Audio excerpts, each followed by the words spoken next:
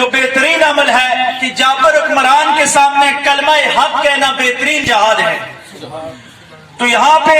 صوفیاء کرام فرماتے ہیں کہ جابر حکمران سے مراد آپ کی نفس ہے، کہ سب سے بڑا جابر تو یہ آپ کے اندر بیٹھا ہوا ہے جو آپ کو نیکی کے کام سے روکتا ہے۔ یہ ہمیشہ آپ کو روکتا ہے کہ اللہ والوں کے ساتھ کبھی بھی دوستی نہیں لگانی، کیونکہ ان کے ساتھ جب دوستی لگاؤ گے تو پھر شیطان زمین کی مٹی اٹھا کر اپنے سر پہ ڈالتا ہے کہ آج ایک اور بندہ میرے ہاتھ سے نکل گیا، اس نے کسی اللہ والے کے ہاتھ میں اپنا ہاتھ دے دیا ہے، اب قیامت تک کے لیے وہ کامیاب ہو گیا، وہ میرے گروہ سے نکل کر صدیقین اور صالحین کے گروہ میں شامل ہو گیا ہے۔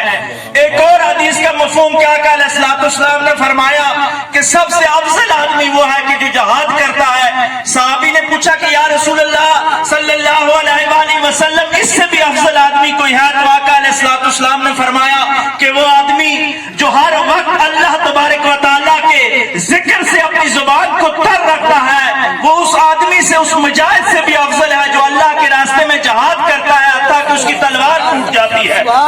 یعنی جہاد کرنا کتنا مشکل کام ہے، لیکن ان اللہ والوں کی نگاہوں کے سامنے بیٹھ کر ہر وقت اللہ کا ذکر بلند کرنا سب سے افضل کام ہے۔